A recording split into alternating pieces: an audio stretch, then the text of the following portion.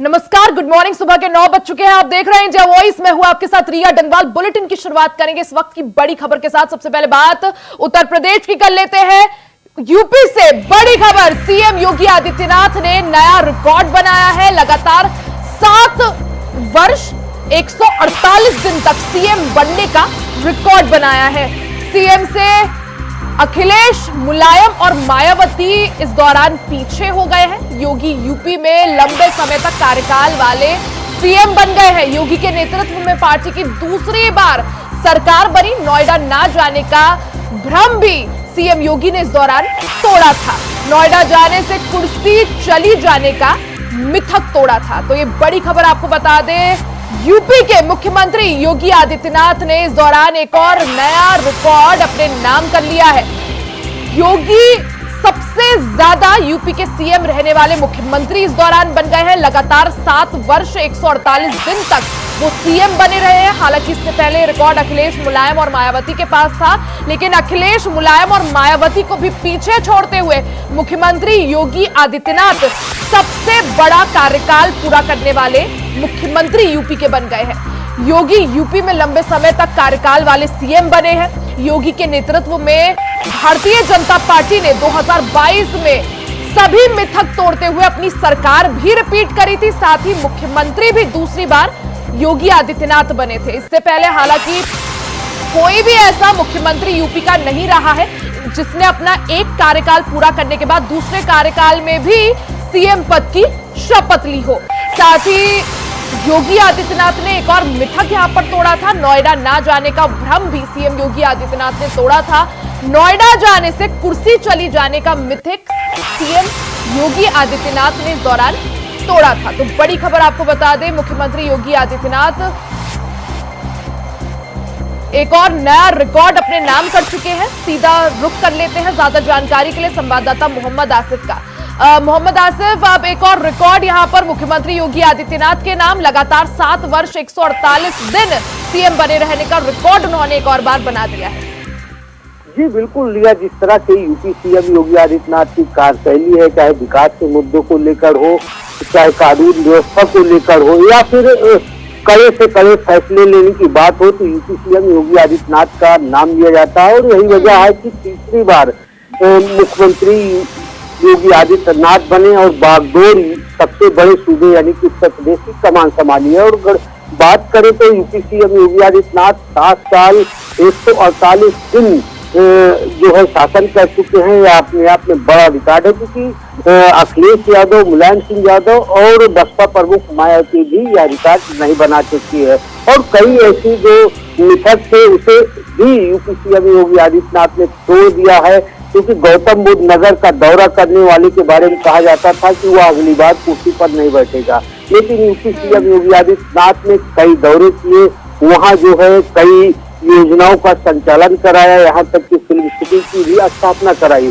तो यह भी मिथक पूरी तरह से टूटता दिखा। और यूपी सीएम योगी आदित्यनाथ ने जिस तरह से शासन किया है, मोहम्मद आसिफ, जब 2014 में सबसे पहले योगी आदित्यनाथ को यूपी की कमान मिली थी, तब किसी ने उनका नाम ना इससे पहले सोचा था कि उनको सीधे मुख्यमंत्री बना दिया जाएगा। सीधे दिल्ली से उन्हें क्योंकि पहले सांसद थे, उसके बाद सीधे सीएम की कुर्सी दे दी गई। उसके बाद लगातार दूसरी बार सीएम बनने वाले, क्योंकि 2022 का विधानसभा चुनाव सीएम योगी आदित्यनाथ की एक तरह से नेतृत्व में लड़ा गया था, मोदी प्लस योगी। और उसके बाद 2022 में भारतीय जनता पार्टी फिर से रिपीट हुई, सभी तमाम जो है मिथक तोड़ते हुए, सभी क्योंकि उससे पहले कभी ऐसा नहीं हुआ था, एक और नया रिकॉर्ड बनाते हुए। देखिए, जिस तरह से मत से निकले योगी आदित्यनाथ और सांसद कई बार सांसद रह चुके हैं, और सांसद ही का शपथ तय करने के बाद जिस तरह से 2014 में एकाएक जो है मुख्यमंत्री बना दिया गया योगी आदित्यनाथ को। शुरुआती दौर में कयास लगाया जा रहा था, लोग बात चर्चा कर रहे थे कि क्या वाकई में सूबे की कमान एक बाबा संभाल पाएंगे, क्या हुआ मतलब धर्म कर्म की जो रीत रिवाज होते हैं उसके ऊपर उठकर कानून व्यवस्था, विकास के मुद्दे और जो फैसले लेने हैं वह ले पाएंगे कि नहीं ले पाएंगे। यह भी एक बड़ा मिथक यूपी सीएम योगी आदित्यनाथ ने तोड़ दिया। और जिस तरह से 7 वर्ष और 148 दिन का सफर तय किया। यह सफर भी काफी जो है कांटों भरा रहा, क्योंकि लगातार वह विपक्ष के निशानों पर रहे। खासकर समाजवादी पार्टी भी ये जो है लगातार यूपी सीएम योगी आदित्यनाथ पर प्रहार करती रहती है। लेकिन इन सबसे इतर जिस तरह से यूपी सीएम योगी आदित्यनाथ बागडोर संभालते चले आ रहे हैं पिछले 7 वर्षों से अधिक समय से, इससे कहीं न कहीं जो है एक अलग जगह है। क्योंकि जिस तरह से योगी मॉडल लागू किया गया है यूपी में, और इसी मॉडल को देखते हुए कई राज्यों के मुख्यमंत्री ने काफी सीख भी ली और अपने अपने राज्यों में योगी मॉडल को लागू किया। और कहीं न कहीं कानून व्यवस्था और विकास के मुद्दे पर जो है एक नाम हुआ यूपी सीएम योगी आदित्यनाथ के इस मॉडल का, और कई राज्यों में इनका डंका बजा। तो कहा जा सकता है कि योगी आदित्यनाथ जो है दृढ़ संकल्प वाले व्यक्तित्व के सीएम हैं, और जो फैसला लेते हैं बिल्कुल, यानी योगी आदित्यनाथ का जो सफर रहा बतौर उत्तर प्रदेश के मुख्यमंत्री वो काफी चुनौतीपूर्ण रहा। ज्यादातर विपक्ष के निशाने पर भी वो रहे, इतना कि लोकसभा चुनाव से पहले ये अफवाहें तक फैलाई गई विपक्ष द्वारा कि अगर बीजेपी का प्रदर्शन खराब रहता है तो योगी को हटा दिया जाएगा बतौर मुख्यमंत्री।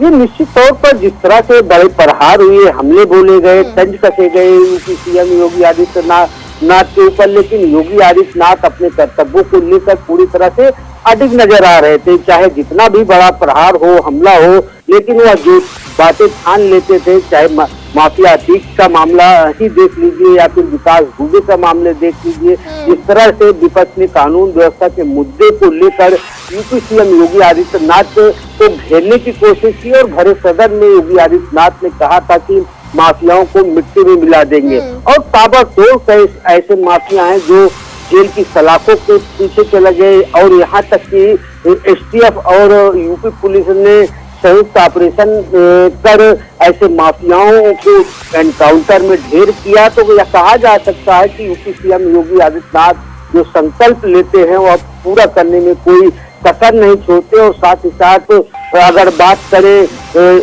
यूपी में योगी आदित्यनाथ की बुलडोजर नीति हो या फिर माफियाओं के खिलाफ जो जीरो टॉलरेंस की नीति है, आज इन तमाम जो फैसले मुख्यमंत्री योगी आदित्यनाथ ने लिए हैं, आज सीएम योगी आदित्यनाथ को इन फैसलों ने मोदी के बाद सबसे पॉपुलर जो है नेता यहां पर बना दिया है। मोहम्मद आसिफ, बहुत बहुत शुक्रिया जानकारी के लिए।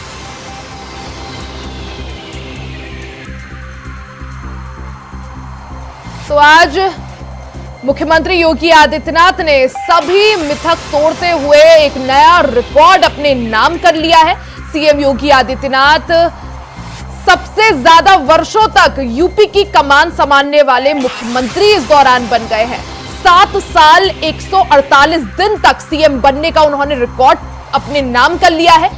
सीएम से अखिलेश, मुलायम और मायावती भी इस दौरान पीछे हो गए हैं। हालांकि इससे पहले अखिलेश यादव, मुलायम सिंह यादव और मायावती भी यूपी की कमान संभाल चुकी हैं, लेकिन सबसे ज्यादा समय तक यूपी की कमान संभालने वाले मुख्यमंत्री इस दौरान योगी आदित्यनाथ बन गए हैं।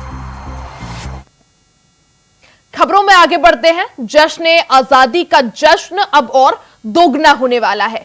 भारत अंतरिक्ष में एक और इतिहास रचने को बेताब है। चंद्रयान 3 को चांद पर पहुंचाकर दुनिया को अपना दमखम दिखाने वाला इसरो आज एक और धमाका कर रहा है। जी हां, इसरो की नई सैटेलाइट लॉन्चिंग से भारत अब धरती की धड़कन सुन सकेगा। अगर इसरो का मिशन सफल रहता है तो फिर भारत को आपदाओं की जानकारी समय से मिल जाएगी।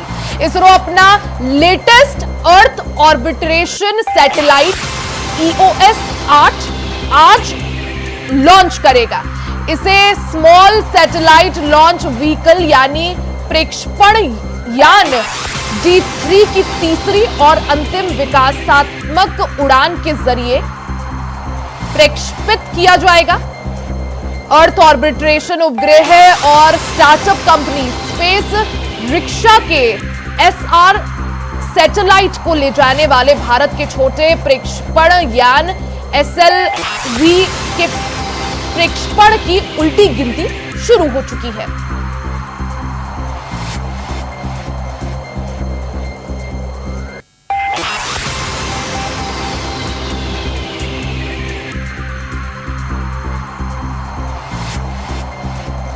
जश्न आजादी की खुशी और दोगुनी होने वाली है। जिस तरह से इसरो पूरी दुनिया भर में भारत का डंका बजा रहा है। इससे पहले हमने देखा था चंद्रयान 3 को लॉन्च किया गया था। आज एक और सैटेलाइट इसरो द्वारा लॉन्च की जाएगी।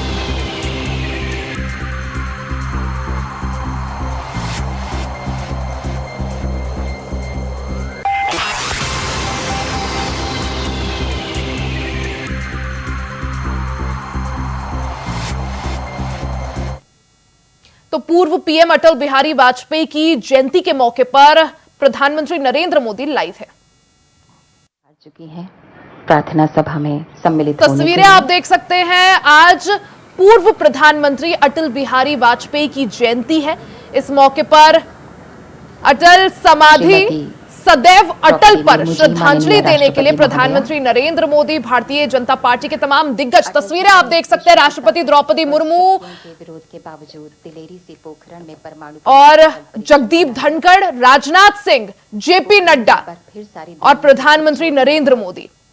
तो राजधानी दिल्ली की ये तस्वीरें जहां पूर्व पीएम अटल बिहारी वाजपेयी को श्रद्धांजलि अर्पित करने ये सभी लोग पहुंचे हैं। अटल समाधि सदैव अटल की ये तस्वीरें आप देख सकते हैं। भारतीय जनता पार्टी के तमाम दिग्गज नेता यहां पर मौजूद हैं। पूर्व प्रधानमंत्री अटल बिहारी वाजपेयी की आज जयंती है। तस्वीरों में आप देख सकते हैं ये अटल समाधि सदैव अटल,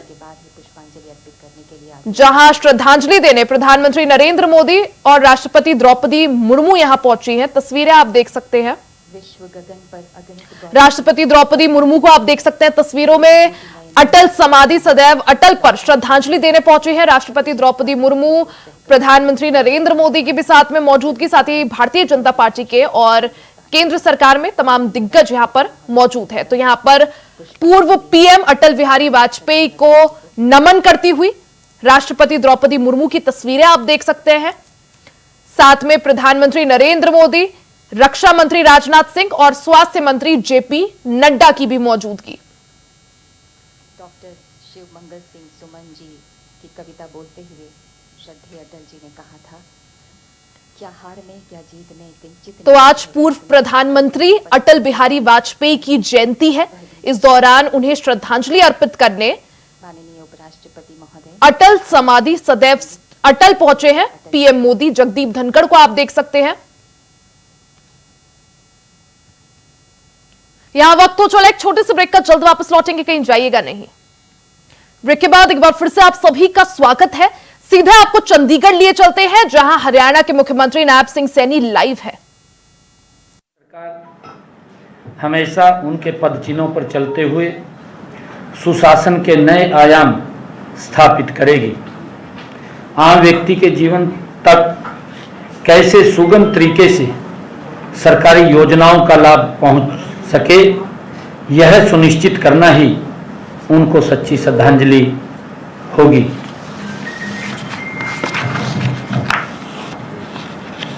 मित्रों, आज मेरे लिए ये बहुत ही गर्व का दिन है कि आज हमने, क्योंकि पिछले दिनों जो वर्षा हरियाणा प्रदेश के अंदर कम हो रही और पिछले वर्ष की तुलना में काफी कम हुई है, और उस वर्षा के कारण हमारे किसानों का लगातार खर्चा बढ़ रहा था, उस खर्चे को कम किया जाए। और पिछले दिनों हमारी सरकार ने, कैबिनेट ने ये फैसला लिया था कि हम किसानों को 2000 रुपये प्रति एकड़ के हिसाब से उनको बोनस के रूप में देंगे।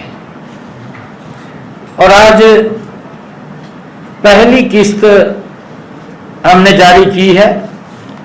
किसानों के खाते के अंदर हरियाणा प्रदेश के ऐसे 5,20,000 किसानों के खाते में आज जो ये पहली किस्त यहां से जारी की है, ये 525 करोड़ रुपए की किस्त आज जारी की है, इसकी प्रक्रिया वो शुरू कर दी है। धीरे धीरे करके 1-2 दिन में ये सारा पैसा किसानों के खाते में ये पहुंच जाएगा, ताकि उनके खर्चे को कम किया जा सके। ये हमारी कैबिनेट ने, सरकार ने ये फैसला लिया था। आज इसकी पहली किस्त हमने वो जारी की है। जितने भी रजिस्ट्रेशन वो हमारी पोर्टल के ऊपर होंगे, वेबसाइट के ऊपर होंगे किसानों के, उन सब के खाते में ये 2000 रुपये प्रति एकड़ से के हिसाब से पहुंचाने का काम हमारी सरकार वो करेगी, ताकि किसानों के उस खर्चे को कम किया जा सके इस कम बरसात के कारण। और आज मैं कुछ घोषणाएं भी करता हूं। प्रदेश के 14 जिलों में पशु चिकित्सा पॉलीक्लिनिक संचालित हैं। आज मैं ये घोषणा करता हूं कि जो राज्य के शेष 8 जिले पंचकुला, कैथल, करनाल, हिसार, झज्जर, गुरुग्राम, फरीदाबाद और यमुनानगर में भी चरणबद्ध तरीके से पशु चिकित्सा पॉलीक्लिनिक खोले जाएंगे। ये पॉलीक्लिनिक राज्य के पशुपालकों को पैथोलॉजी, पैरासिटोलॉजी, गायनोकोलॉजी और माइक्रोबायोलॉजी, सर्जरी और अन्य डायग्नोस्टिक सुविधाएं जैसे एक्सरे, अल्ट्रासाउंड आदि में विशेष पशु चिकित्सा सेवाएं प्रदान करेंगे। मैं दूसरी घोषणा प्रदेश के दुग्ध विक्रेताओं के लिए करता हूं। जो दूध विक्रेता घर घर जाकर दूध की आपूर्ति करते हैं और जिन परिवार पहचान पत्र में पारिवारिक आय 3 लाख रुपए तक वार्षिक है, उन्हें राज्य सरकार की दयालु योजना के तहत कवर किया जाएगा। इस योजना के तहत परिवार के किसी सदस्य की मृत्यु या स्थायी दिव्यांगता की स्थिति में वित्तीय सहायता प्रदान की जाएगी। क्योंकि हमारे जो ये दूध ये हैं, ये चाहे सर्दी है, चाहे गर्मी है और चाहे बरसात है, ये भी जोखिम भरे समय के अंदर लोगों तक सेवाएं पहुंचाने का काम निरंतर दिन रात करते हैं और समय के ऊपर पहुंचाते हैं। हमने ये निर्णय किया कि उनको इस बीमा कवर के अंदर कवर किया जाएगा, ताकि उनको सुरक्षित, परिवार को सुरक्षित किया जा सके। और कल हमने दुग्ध उत्पादकों के लिए कुछ कल घोषणाएं भी की थी, उसका भी मैं जिक्र करना चाह रहा हूं। क्योंकि कल दूध उत्पादक समितियां वो हमने बुलाई थी। ऐसी 35,000 दुग्ध सहकारी समितियों से जुड़े दूध उत्पादकों की अप्रैल, मई, जून के 15 करोड़ 59 लाख रुपए वो सब्सिडी के उनके रुके हुए थे। कल हमने वहां बटन दबा करके डीबीटी के माध्यम से उनके खाते में ये पैसा पहुंचाया है। इस वित्त वर्ष के दौरान अंत्योदय परिवारों के सदस्यों की प्रोत्साहन राशि 5 रुपए प्रति लीटर से बढ़ाकर 10 रुपए प्रति लीटर कर दी गई है। कल हमने ये निर्णय किया था।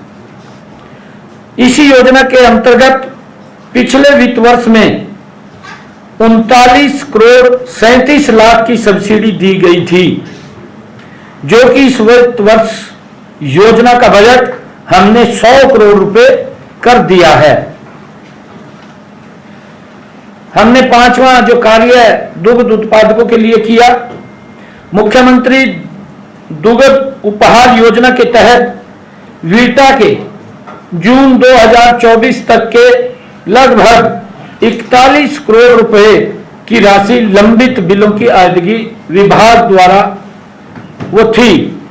हमने कल इसका भी निर्णय किया है कि वो 2-3-4 दिनों के अंदर ये सारा का सारा पैसा उन तक पहुंच जाएगा, वो भी जारी करने का हमने निर्णय किया है, और ताकि किसी को भी कोई दिक्कत परेशानी ना हो उसको लेकर।